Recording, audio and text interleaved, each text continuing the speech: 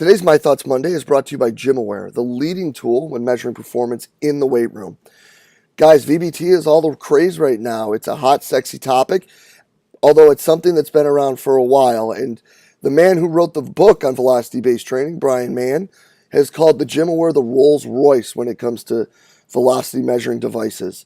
Guys, the ability for you to shoot all your information right up into the cloud and store it right away is enough for me right there to make sure that this is something that I had in my weight room. Putting things together with instant feedback as to how the reps are being performed. On top of that, with the x-axis correction, so you don't have to necessarily worry about direct positioning when you're performing the exercises.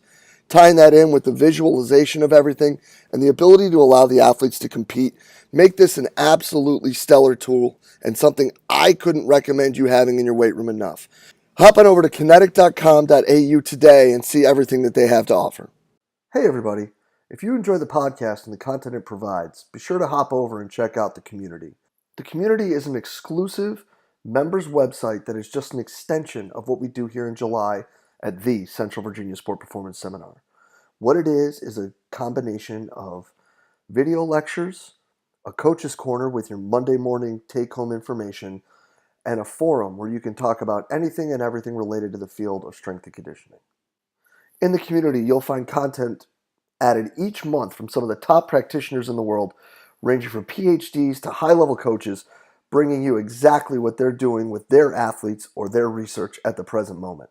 On top of that, an additional discussion by coaches bringing you that Monday morning information, things that you can add to your training program right away. Tying that in with the opportunity to discuss with coaches around the world in the forum on anything and everything from the topics addressed in these presentations to whatever you're seeing in your daily life as a coach. If this sounds like the right thing for you and your staff, go ahead and hop over to cvasps.com/community and try it out for 48 hours for just $1. If you like it, you're signed up, ready to roll, and you're jumping into all the great content added each month. If not, feel free to go ahead and cancel at any time. No questions asked. We're really excited about what we're building in the community and hope you are too. Go ahead and hop over to cvasps.com/community and check it out today. Hey everybody, this is Mike Caro, head strength and conditioning coach at Emory and Henry College.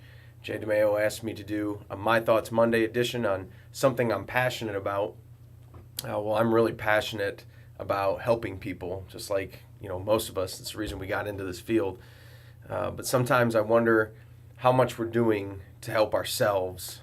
There's a lot of talk about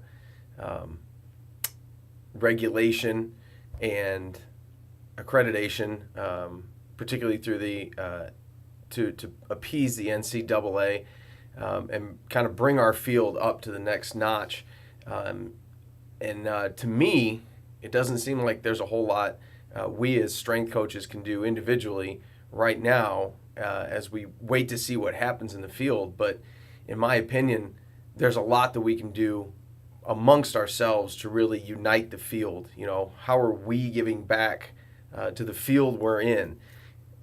Every day, we make some kind of contributions to this field through the other coaches we talk to, the athletes we work with.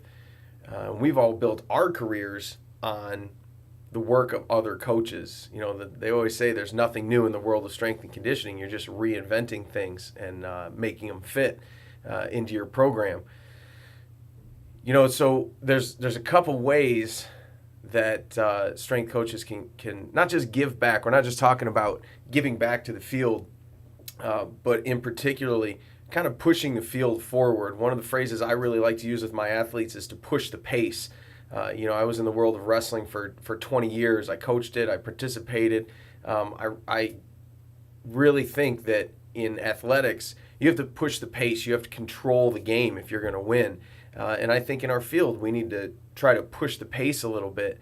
One of the best ways I think that we can help push the pace of knowledge and the way this field works is through getting more strength coaches to publish research, which can be a little daunting at first, but a lot of help will come if you reach out to your network, reach out to your college, the professors in your college, the people who are actually doing the research, and collaborate to see what kind of stuff you're already doing in the weight room is applicable to further research. I mean, there's a lot of scientific research that's been done on the methods and principles and applications of scientific processes, but sometimes some of those processes haven't been applied practically to see how they actually fit into a strength and conditioning program. You know, as strength coaches, we're already doing a lot of the practical application stuff every day. We're writing up programs, we're monitoring progress, we're collecting and comparing data. And on top of that, we're doing the sports psychology stuff every day, getting athletes who aren't motivated to train, getting coaches on board with our program that may be hesitant. We're mitigating relationships between coaches and administration and athletes. So there's a lot of data there that could be collected and could be put into research, into publication.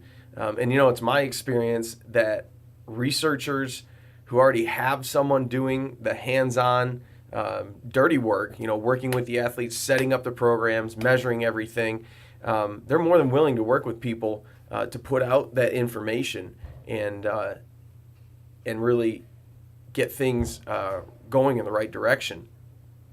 You know, aside from quantifiable data, you know, a lot of us do videos for different podcasts and different strength and conditioning social media. We write for journals or blogs, and that's a great way of getting out the information on how you're doing things. You know, just our perspectives on some of the things that seem like mundane parts of the job, like managing staff, designing training programs, building relationships with staff and athletes. The information you share doesn't have to be earth-shattering. You know, every weight room, every environment, every school, everywhere a coach is at is different. Everything's a little bit different, which means we all have slightly different ways of doing things. And something that you do every day that might seem like a no-brainer could turn on a light bulb for another coach and help them to write their program, you know, a little bit better, or run their department better, or you know, flip their internship and you know, prepare the next level of strength coaches better. As the co-chair of the NSCA College Strength and Conditioning Coaches Special Interest Group, one of the main things that we encourage our members to do is to share their experiences, not just their knowledge. Of course, we want to know the knowledge, but their experiences and to ask questions. I mean, I probably ask more questions than anyone else in the group just because I'm genuinely interested in knowing how other people do things, because I want to see if there's a better way. Can I implement that and make what I'm doing better? And again, that's an allegory for what we can do for the field. Put out the information on how you're doing things to make things better, help coaches to run their program better, more efficiently, more practical, give them something they can work with. You never know if a question you're thinking or a question you ask in the ensuing discussion is going to resonate with someone or help them to build up their program in some way. And really, I think that sharing this information, I think that putting out information and knowledge and experience, that's what's really going to help this field to become more unified. As I said earlier, in the past couple of years, there's been a drastic increase in discussion about licensure and accreditation and making the field more legitimate. And I think, again, as individuals, we don't have a lot of say in that. Yes, we can bring up the ideas. We can go to our governing bodies. We can, you know, lobby them to go a certain way. But I think day to day, we need to help ourselves more and not just wait and see what happens. We need to push the pace. We need to push things forward.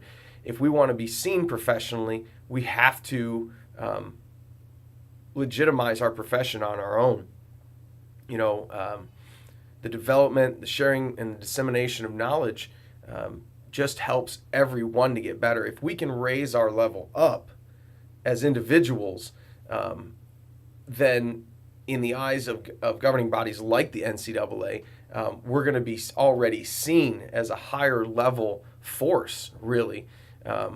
If we collaborate together and put out the information, carry ourselves at a certain manner, at a certain high level of professionalism, and keep each other accountable. We see coaches, we see stories of coaches running questionable programs. We see rhabdo in the news. If we as a field can keep each other accountable and educate each other better and spread our experience, the more we can do that, the higher up it raises this field, the more we push things forward.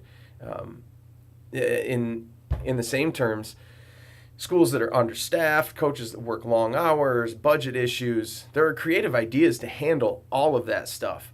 And if we want to make it better for the field, we have to help one another. Just because we get accreditation or licensure or something like that passes and it has to be done in order for you to be a collegiate strength coach, well, that doesn't mean it's going to solve those problems. But I can guarantee that by sharing our information and how we run things, by looking at how we make do with limited resources or what we do when we have an abundance of resources to grow our program, that's going to make this field go forward a lot better and a lot quicker and a lot more with a lot more importance than if we were just to wait on licensure or accreditation or wait for someone else to do it.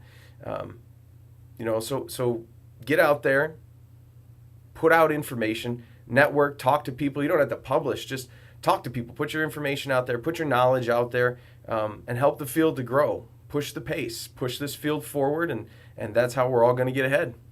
That's all the thoughts I have for today. Thanks for listening to my rant.